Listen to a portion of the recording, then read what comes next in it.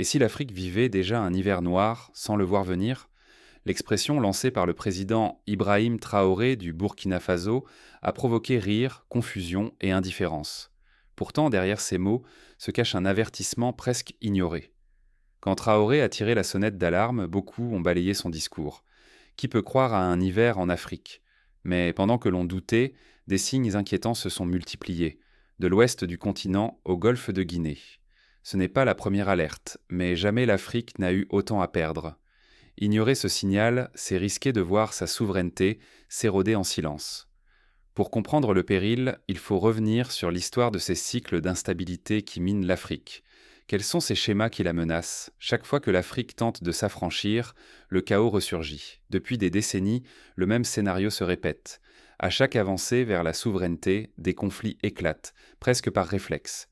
Groupes armés, interventions étrangères, fuite des ressources, l'Afrique devient le terrain de jeux d'intérêts cachés, loin des regards.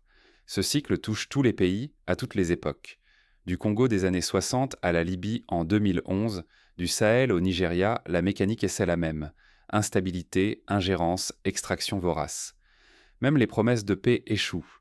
L'histoire se répète, génération après génération. Refuser de voir ces cycles, c'est accepter de les subir encore. Ignorer ces mécanismes, c'est laisser filer le pouvoir, les richesses et le temps de l'Afrique, pendant que d'autres écrivent son destin. Si Ibrahim Traoré évoque un hiver noir, ce n'est pas pour dramatiser. C'est un avertissement contre ce piège récurrent qui enferme les peuples africains. Ce qui se joue au Nigeria n'est ni un hasard, ni un cas isolé. Les derniers événements dans le nord du pays illustrent un schéma familier. Intervention étrangère, officiellement antiterroriste, mais dont les objectifs réels dépassent les frontières nigériennes. À chaque frappe, la présence étrangère s'intensifie. Officiellement, on parle de sécurité, mais la stabilité ne revient jamais vraiment.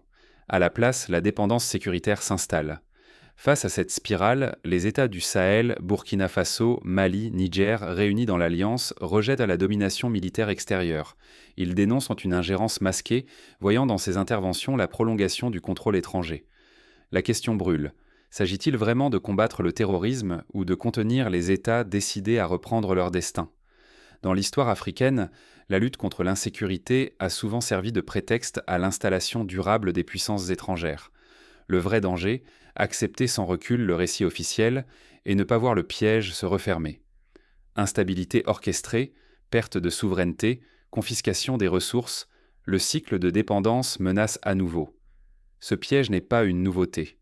L'histoire mondiale le montre, l'aide sécuritaire prive souvent les peuples de leur autonomie. Mais rien n'est inéluctable. Certains leaders africains commencent à briser le silence et refusent la logique imposée. Le plus grand péril n'est pas la violence, mais la division orchestrée. Cette fracture invisible affaiblit l'Afrique plus sûrement qu'aucune guerre, la rendant vulnérable à chaque nouveau cycle d'ingérence. Le président Traoré l'a décrit. D'abord l'instabilité, puis l'intervention pour la sécurité, ensuite l'extraction des ressources, enfin le silence complice. Un scénario répété trop de fois pour être fortuit. Aujourd'hui, l'impérialisme avance masqué.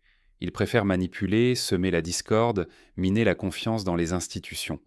Les peuples divisés deviennent des proies faciles.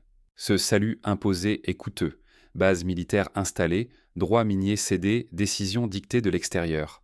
L'Afrique paie cher sa sécurité, tandis que ses richesses s'évaporent. La pire menace reste la division. Pendant que les débats sur les alliances le font rage, ressources et opportunités disparaissent discrètement. Abandonner l'unité, c'est sacrifier souveraineté et avenir. Mais la prise de conscience peut tout changer. Pour briser ce cycle, il faut d'abord comprendre ses rouages. C'est le premier pas vers la reconquête de l'avenir africain. La conscience collective reste l'arme la plus puissante contre la recolonisation. Ni la force brute, ni les slogans ne suffisent, seule la lucidité partagée déjouera les pièges de l'histoire. Pour rompre le cycle, il faut instaurer un vrai dialogue interne. Gouvernement, société civile, jeunes et anciens doivent débattre franchement et refuser le silence complice. Tant que ces discussions resteront rares, des forces extérieures imposeront leur récit. Il est aussi crucial de rejeter tous les discours qui divisent, ethnie, religion, politique. Ces fractures sont souvent entretenues par ceux qui craignent une Afrique unie. Exigeons la transparence sur chaque engagement militaire étranger. Chaque base, chaque accord doit être débattu publiquement. L'opacité nourrit la méfiance et fragilise la souveraineté. Enfin, l'Afrique doit bâtir ses propres solutions de sécurité. Il ne s'agit pas de s'isoler, mais d'exiger le respect de la souveraineté, sans dépendance ni peur. Coopérer, oui, mais sur des bases claires et justes. Sans ces choix, l'Afrique risque de replonger dans l'impuissance et le pillage des générations futures. Le choix reste entre nos mains, spectateurs ou acteurs de notre histoire, mais la lucidité ne suffit pas. Il faut s'interroger. Qui profite réellement de ce chaos organisé? Le silence coûte cher, l'éveil change tout. Ce que beaucoup considèrent sans comme fatalité n'est qu'un appel à ouvrir les yeux. Les hivers noirs n'est pas une malédiction, mais la conséquence de notre indifférence ou de notre vigilance collective. Fermer les yeux, c'est abandonner notre souveraineté. L'indifférence livre l'Afrique à ceux qui manipulent et pillent sans scrupule. Rien n'est irréversible. Chaque voix, chaque refus de la division peut réécrire l'histoire. Le vrai péril n'est pas la force extérieure, mais la passivité. Vigilance et solidarité barrent la route à la manipulation. Si l'hiver noir survient, il naîtra de notre silence. Mais l'éveil, la cohésion et l'action peuvent restaurer la souveraineté et offrir un futur aux générations à venir.